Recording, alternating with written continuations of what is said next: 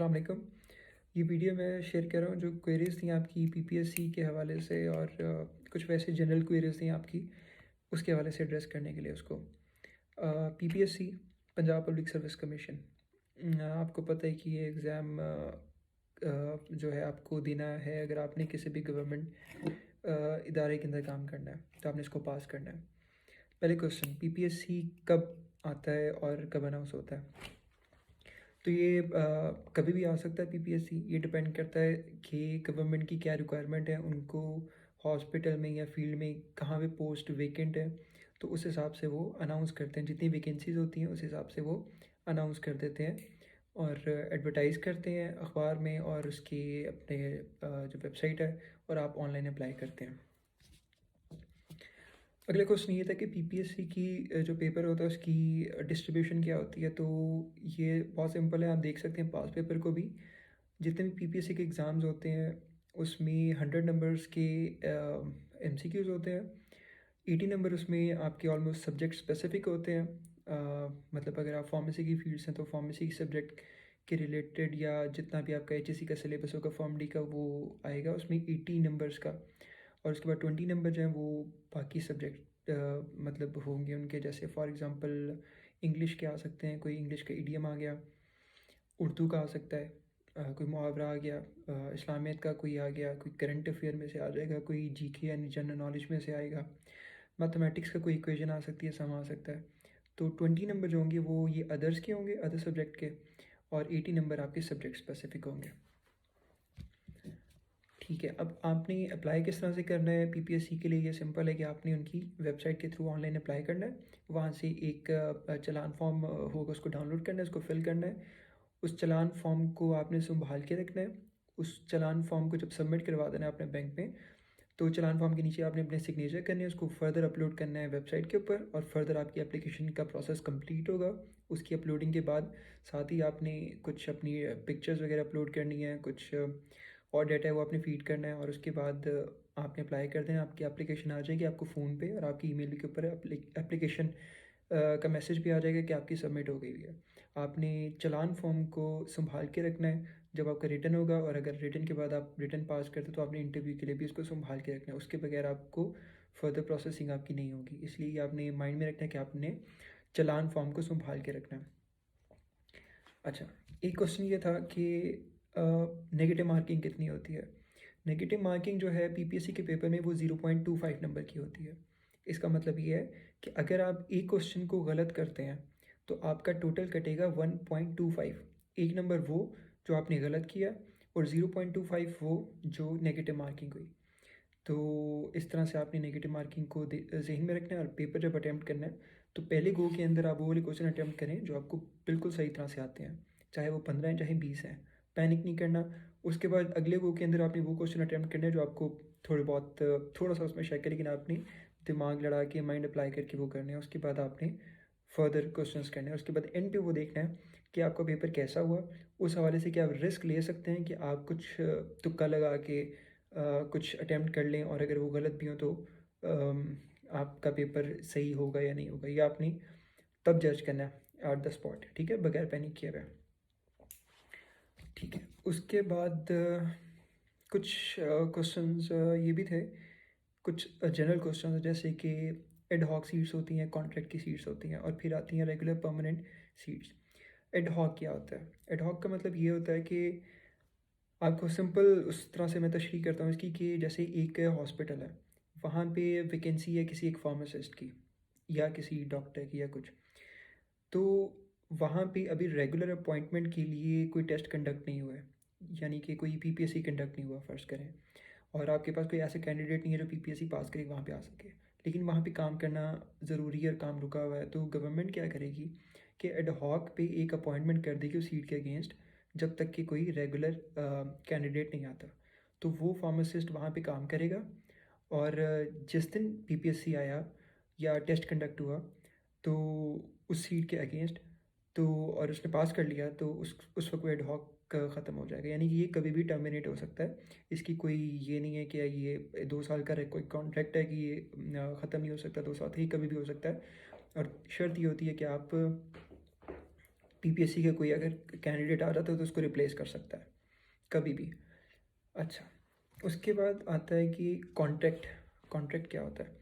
Contract का ये होता है कि जैसे फॉर एग्जांपल आपका कोई टेस्ट हो गया, एनटीएस का कोई एग्ज़ाम हुआ, उसकी शर्त ये रखी हुई थी कि जी ये एक सीट आई है, या कुछ सीट्स आई हैं हॉस्पिटल के अंदर, या कहीं पे भी, और एक टेस्ट कंडक्ट होगा फॉर एग्जांपल एनटीएस के थ्रू, या नेशनल टेस्टिंग सर्विस है, या ओटीएस के थ्रू, ओपन टेस्टिंग सर्विस है, कोई भी। आप वो टेस्ट देंगे और उसकी शर्त ये है कि जी इसमें 2 साल का कॉन्ट्रैक्ट है, 4 साल का कॉन्ट्रैक्ट है, और उसके बाद लाइबल टू टर्मिनेशन है या फिर लाइबल टू एक्सटेंशन है। एक्सटेंड भी हो सकता है और टर्मिनेट भी हो सकता है, गवर्नमेंट के विल के ऊपर है। तो उस वक्त फिर ये आप टेस्ट देते हो, टेस्ट पास करते हो, आपका इंटरव्यू होता है, और उसके बाद आप अगर वो पास कर जाते हो तो आपका कॉन्ट्रैक्ट हो जाता है 2 साल के लिए। और आमतौर पे ये गवर्नमेंट देखती है आपकी वर्किंग, और उसके बाद इसको कंटिन्यू कर सकती है आपके कॉन्ट्रैक्ट को। इसमें थोड़ी सी सिक्योरिटी डॉग की निस्बत ये है कि डॉग में कभी भी आपको जाना पड़ सकता है, लेकिन कॉन्ट्रैक्ट के अंदर आपका जब तक कॉन्ट्रैक्ट वैलिड है, आपकी वर्किंग आप वहाँ पे करेंगे। उसके बाद आ जाता है कि अगर सबसे सेफ़ ऑप्शन क्या आपकी आपकी है पीपीएससी या एफपीएससी, या कुछ ऐसी जिससे आप रेगुलरली अपॉइंट हो सकते हो। अगला क्वेश्चन ये है कि सीपीपीओ क्या होता है? सीपीपीओ का मतलब ये है clinical pharmacist and pharmacovigilance officer. ये एक आप समझ लें कि सब स्पेशलिटी है, एक फार्मासिस्ट, और उसके बाद वो सीपीपीओ बन सकता है हॉस्पिटल में जब जाता है एग्ज़ाम को पास करके, तो डिपार्टमेंट उसको सीपीपीओ के तौर पे नॉमिनेट कर सकती है, और वो क्लिनिकल एस्पेक्ट से काम करता है। उसके बाद है फार्मेसी मैनेजर क्या है, पीएम। पीएम एक और सब स्पेशलिटी है कि जिसमें एक फार्मासिस्ट जब रिक्रूट होकर जाता है हॉस्पिटल में, तो अपनी क्वालिफिकेशन एक्सपीरियंस की बेस के ऊपर उसको फार्मेसी मैनेजर अपॉइंट किया जा सकता है, और वो सारा मैनेजमेंट करता है एक फार्मेसी डिपार्टमेंट की, उसको कोऑर्डिनेट करता है सारी फार्मासिस्ट के साथ एक हॉस्पिटल के, जिसका वो फार्मेसी मैनेजर होता है। ड्रग इंस्पेक्टर क्या है? ड्रग इंस्पेक्टर दो तरह से होते हैं, एक होते हैं फील्ड ड्रग इंस्पेक्टर, और एक होते हैं हॉस्पिटल के ड्रग इंस्पेक्टर। हॉस्पिटल के ड्रग इंस्पेक्टर, फील्ड के ड्रग इंस्पेक्टर का असल में काम ये है कि ड्रग इंस्पेक्टर का वैसे काम ये है कि उन्होंने इंप्लीमेंट करवाने ड्रग एक्ट को 1976 को, और ड्रग रूल्स जो हैं 2007 के।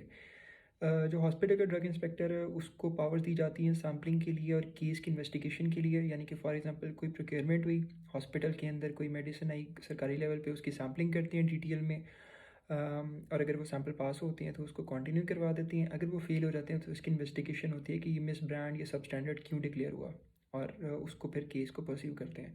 इसी तरह फील्ड वाले जो ड्रग इंस्पेक्टर होते हैं वो डिफरेंट प्रेमिसेस को इंस्पेक्ट करते हैं, वो भी ये चेक करते हैं, क्वालिटी एनालिसिस के लिए सैम्पलिंग करते हैं, डीटीएल भिजवाते हैं, प्रोविंशियल क्वालिटी कंट्रोल भिजवाते हैं। उसके बाद चेक करते हैं कि ड्रग एक्ट की जो रिक्वायरमेंट है वो पूरी हो रही है ड्रग रूल्स की या नहीं हो रही है, अगर नहीं हो रही तो उसके अकॉर्डिंगली वो चालान या सील करते हैं, और इस तरह से उनकी कुछ और फर्दर एक्टिविटीज़ होती हैं। अब सीपीपीओ, फार्मेसी मैनेजर, ड्रग इंस्पेक्टर कैसे बनते हैं, ये क्वेश्चन है। एक गेटवे है, यानी कि आपने एक टेस्ट पास करना है जिसको हम कहेंगे पीपीएससी।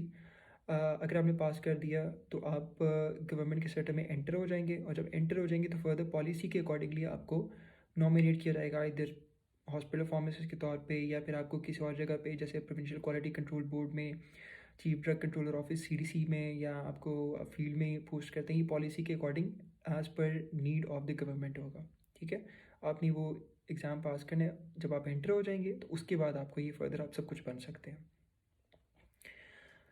अच्छा, अगला क्वेश्चन ये है कि एमफिल नीडेड है या नहीं पीपीएससी के लिए। तो इसमें यह है कि जो पीपीएससी के लिए रिक्वायरमेंट ये होती है कि आपने किसी भी एचईसी रिकग्नाइज यूनिवर्सिटी से फॉर्मली किया हो, तो बस ये रिक्वायरमेंट है। उसके बाद एमफिल रिक्वायरमेंट नहीं है, आपने अपीयर होना है सिर्फ अपनी डिग्री की बेस पे, रिटर्न देना है, इंटरव्यू देना है, और उसके बाद आप फर्दर इंटरव्यू रहता है। उसके बाद जब आपकी नॉमिनेशन होनी है सीपीपीओ के लिए, फार्मेसी मैनेजर या ड्रग इंस्पेक्टर के लिए, उसके लिए आपका एमफिल मैटर करता है, लेकिन गवर्नमेंट के अंदर एंटर होने के लिए आपको पीपीएससी देना है अपनी डिग्री के ऊपर, फर्मली डिग्री के ऊपर।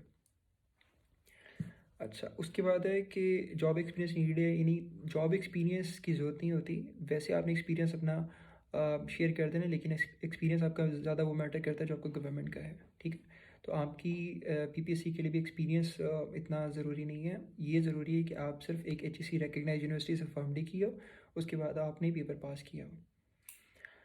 इंटरव्यू जो है पीपीएससी का वो बहुत मैटर करता है, आपने थॉरो स्टडी इसीलिए करनी है ताकि आप एक तो रिटर्न क्लियर कर सको, रिटर्न के बाद मोस्ट इंपॉर्टेंटली आप फिर इंटरव्यू क्लियर कर सको। जो अगर तुक्के की बेस पे अगर रिटर्न क्लियर कर लेते हैं फॉर एग्जांपल एक दो, तो वो जाके इंटरव्यू में फँसते हैं, क्योंकि जब उनसे पैनल बनता है तो 3 से 4 लोग होते हैं, वहाँ पे टेक्निकल लोग भी होते हैं, सब्जेक्ट स्पेशलिस्ट भी होते हैं, कोई सीएसपी ऑफिसर भी हो सकता है, वो आपकी जनरल नॉलेज, करंट अफेयर या वैसे आपके एप्टीट्यूड का टेस्ट लेता है। तो आप के अलावा उसके अलावा फिर वहाँ पे सब्जेक्ट रेलिवेंट लोग होते हैं। तो आपका जब वहाँ पे टेस्ट लिया रहा था, तो आप वहाँ पे जब नहीं पास कर पाते तो आपका फ़ायदा नहीं है रिटन क्लियर करने का। तो इसलिए आपने थॉरली पढ़ के जाना है, ताकि आप रिटन भी क्लियर करो और आप अपना जो है इंटरव्यू भी क्लियर कर सको। एक क्वेश्चन ये है कि डॉक्यूमेंट्स कौन से चाहिए पीपीएससी में अपीयर होने के लिए, और कैटेगरी चाहिए, डिग्री चाहिए, क्या चाहिए? तो आपने जब ऑनलाइन अप्लाई करना है, सबसे पहले पीपीएससी की वेबसाइट पे तो आपको डोमिसाइल चाहिए, आपकी ट्रांसक्रिप्ट वगैरह चाहिए होगी, आपकी डिग्री आपको चाहिए होगी, ठीक है। वैसे अगर आपकी डिग्री नहीं है तो आप डिग्री अवेटेड करके अपने ट्रांसक्रिप्ट या रिजल्ट की बेस पे भी रिटन के लिए अप्लाई कर सकते हैं, और उसके बाद आपकी डिग्री आ जाएगी। अगर आप पास होते हैं तो तब आपको फर्निश करने पड़ेंगे और सारे डॉक्यूमेंट। तो आप ये कर सकते हैं कि आप अप्लाई कर लें, और उसके बाद आप उतनी देर में आपकी डिग्री आ जाएगी, आप कैटेगरी के लिए अप्लाई कर सकते हैं। इकबाल टाउन में फार्मेसी काउंसिल का ऑफिस है, वहाँ पे आप अप्लाई करेंगे और अपनी फ़ीस सबमिट करवाएंगे, और उसके बाद आपकी कैटेगरी वहाँ से रिलीज़ होगी। अच्छा, उसके बाद कितनी अटेम्प्ट्स हैं पीपीएससी की? 3 अटेम्प्ट्स होती हैं पीपीएससी की किसी एक सीट के against. For example primary and secondary में फार्मासिस्ट की सीट आती है तो आपकी 3 अटेम्प्ट्स हैं। अगर इसी तरह लाइफ स्टॉक के अंदर कोई सीट आ गई है तो उसकी अलग 3 अटेम्प्ट्स हैं। अगर ड्रग इंस्पेक्टर के नाम से सीट आई तो उसकी अलग 3 अटेम्प्ट हैं। आपके पास स्पेशलिटी बेस्ड जो होती है वो उसकी 3-3 अलग अटेम्प्ट्स होती हैं। तो आप कर सकते हैं। तो ये अभी क्वेश्चंस थे कुछ बेसिक जो आ रहे थे। तो इसके अलावा अगर आपके कोई क्वेश्चन तो आप वीडियो के नीचे कमेंट कर सकते हैं, और ज़्यादा से ज़्यादा लोगों के साथ ये शेयर करें, ताकि उनको ये कम से कम मैसेज, अगर सबको नहीं पहुंच सकता तो मैक्सिमम लोगों तक पहुंच जाए और उनको इन्फॉर्मेशन हो जाए। और अगर कोई भी क्वेश्चंस हैं तो आप नीचे कमेंट कर दें, ताकि उनको एड्रेस कर दें। और आने वाले वक्त में मैं वीडियोस बाकी लोगों के भी शेयर करूँगा जिन्होंने पीपीएससी दिया है, या जो अभी सीपीपीओ फार्मेसी मैनेजर या डीआई के तौर पे काम कर रहे हैं हॉस्पिटल्स में और फील्ड में भी, ताकि आप लोगों की गाइडेंस हो। और उसके अलावा मैं चीज़ें शेयर करता रहूँगा ताकि आपकी तैयारी भी हो सके एग्ज़ाम्स के लिए। शुक्रिया।